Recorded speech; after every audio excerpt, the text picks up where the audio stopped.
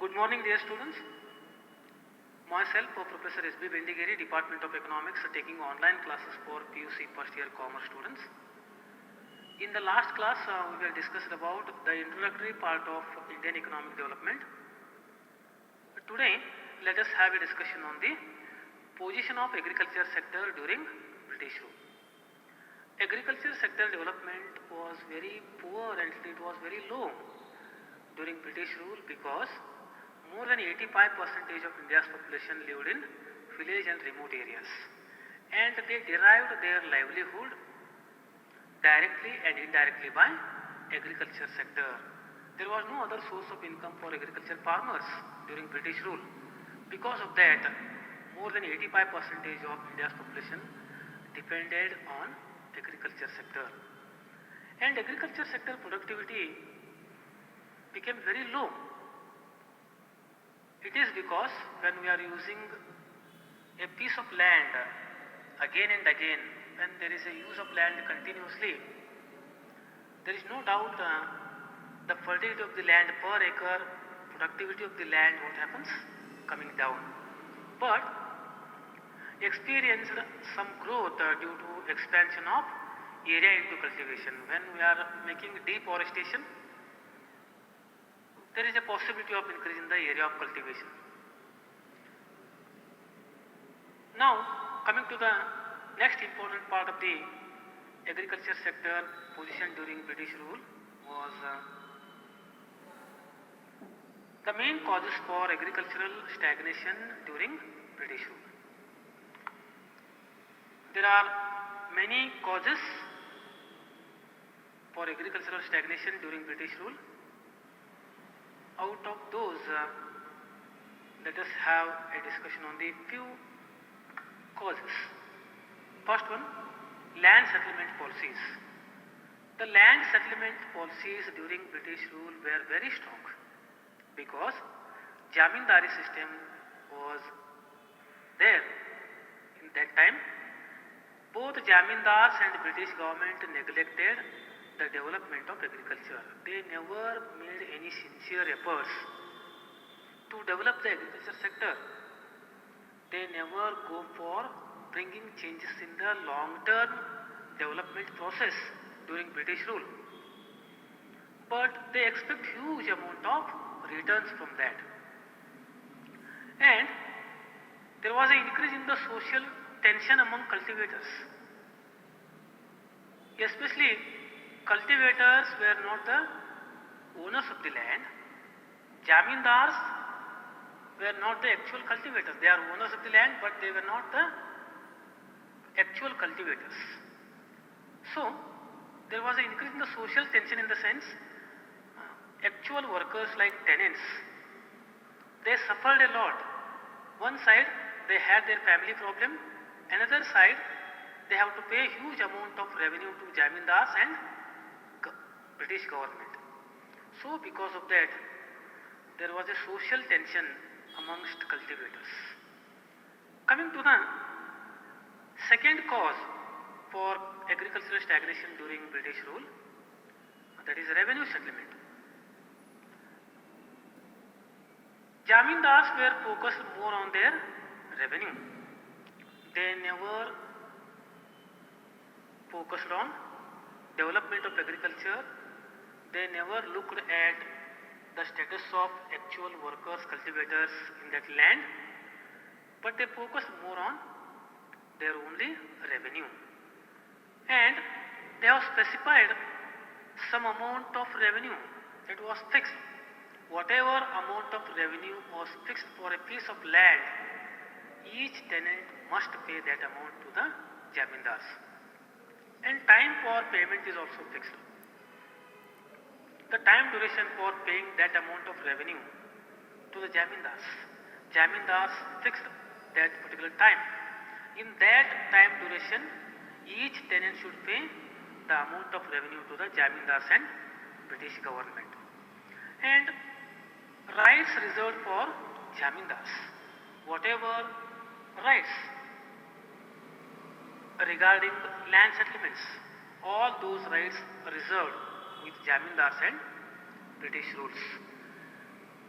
Brahmins and actual cultivators never raised their voice in front of Jamindars and British rule.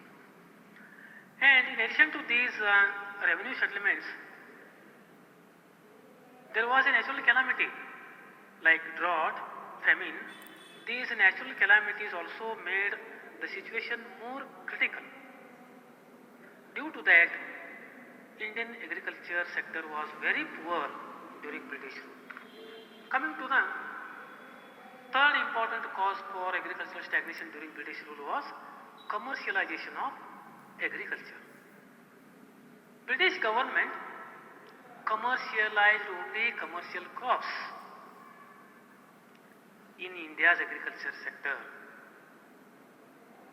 To increase the trade between India and Britain, they have commercialized only tea and coffee, and they never looked at development of food grains. Means they never looked at how to increase the production of food grains. They neglected the production of food grains because they expect huge amount of profit from tea and coffee rather than food grains. So because of that, they commercialized only the tea and coffee areas, and it increased the burden of high revenues on poor people. Most of the poor farmers paid huge amount of revenue to both Jamindars and British government, and due to that huge amount of revenue paid to both Jamindars and British government, their personal life was disturbed, and shortage of food grains and resources and technology also was a basic cause during British rule. So food grains were not developed, there was no increase in the production of food grains, and technology was very poor. As I said in my previous lecture, India is a labor-oriented country. It is not able to invest huge amount of capital for agriculture, industry and tertiary sector. So even today we are having lack of technology problem. Now coming to the next important cause for agricultural stagnation during British rule was lack of irrigation. There was no modified technology, there was no modern means of irrigation facilities during British rule like sprinkler irrigation, drip irrigation.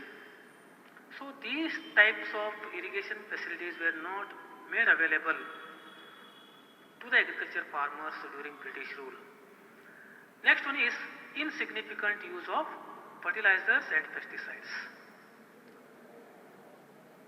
Only the rich farmers were able to use fertilizers and pesticides for their farm, but most of the poor farmers were not able to use fertilizers and pesticides for their farm. Due to that, the average agricultural production of poor farmers was very less compared to rich farmers. Coming to the next important cause for agricultural stagnation in British rule, that was lack of investment. Especially India is facing a burning problem. It has become the burning issue when it comes to investment. Investment is not an easy task to bring balance in the entire economy. Indian economy is facing the problem of investment in agriculture sector, industrial sector and tertiary sector. And most of the countries were not coming forward to invest their capital in agriculture sector, because agriculture sector development and the productivity, the production of agriculture sector was uncertain, because it is always depending on nature. And more than 40% of India's land is gambling with monsoon rains. 40% of India's land is coming under dry land. Dry land is always depends upon monsoon rains. So, most of the countries were not interested and they never came forward to invest their capital on agriculture sector. Now coming to the next important aspect is all about agriculture sector. Now let us have a discussion on the industrial sector position during British rule. Especially in industrial sector, India could not develop a sound industrial base. India's world famous handicraft industries were declined during British rule. Handicraft industries were not given any importance by British people. Because of that, most of the handicraft man-made industries were declined. Now coming to the next aspect of the industrial sector, that is the twofold motive behind the systematic deindustrialization in India under British rule. The first fold motive behind systematic deindustrialization in India under British rule was to reduce the Indian status merely only exporter of raw material for modern industries of Britain. The first fold of motive, the first motive of British men was to reduce the India's position only to make India as an exporter of raw material for modern industries of Britain. Because of that, more than 50% of India's international trade was restricted to Britain only. Coming to the second fold of motive behind the systematic deindustrialization in India under British rule was to turn India into a sprawling market for Britain goods. In the first fold, they thought that India should be the country for exporter of raw material, and in the second fold, they thought that India must be a country of sprawling market for Britain goods. Whatever ready-made goods are imported from British, they have to sell in Indian market. So India has become the marketing center for British goods. And there was an increase in the demand for consumer goods, and more exports duties and less import duties were imposed. Export duties were very high and import duties were very low. It means what? When India is exporting any type of material to Britain, it should pay more amount of export duties. When it is importing any material from Britain, it should pay only less amount of, for example, duties. So, during second half of the 19th century, modern industries take root in India, but progress was very slow. Cotton jute industries mainly dominated in India in British rule. Jute industries, cotton textile industries were dominated in western part, namely in Maharashtra, Gujarat, West Bengal and in some other states. And Tata Iron and Steel Company, that is a TISCO, started in the year 1907.